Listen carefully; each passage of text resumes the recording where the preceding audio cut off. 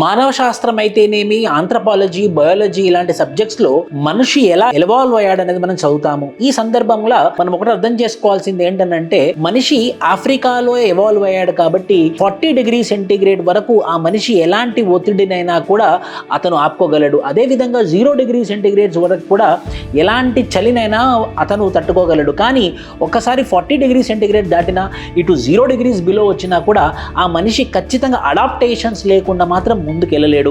So అందుకోసం మనకు ఒక టాపిక్ ఉంటుంది, దాని పేరు ఎకలాజికల్ ఆంథ్రపాలజీ.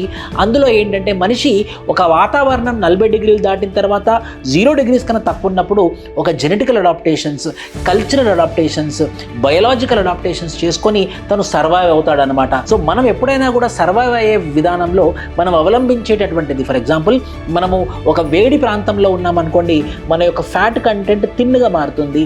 ఒక చలి ఏరియాలో ఉన్నామనుకోండి, మన ఫ్యాట్ కంటెంట్ చాలా లావుగా మారుతుంది. ఎందుకు అని అంటే లోపల ఉన్నటువంటి వేడి బయటికి రిలీజ్ చేయకుండా ఆపుతుంది కాబట్టి లోపల వేడి అలానే ఉండిపోతుంది. అదే వేడి ప్రాంతాలలో లోపల ఉన్నటువంటి వేడి బయటికి వచ్చేసింది అనుకోండి, లోపల ఆర్గన్స్ చల్లగా ఉండడం వల్ల మనం సర్వైవల్ అవుతుందన్నమాట.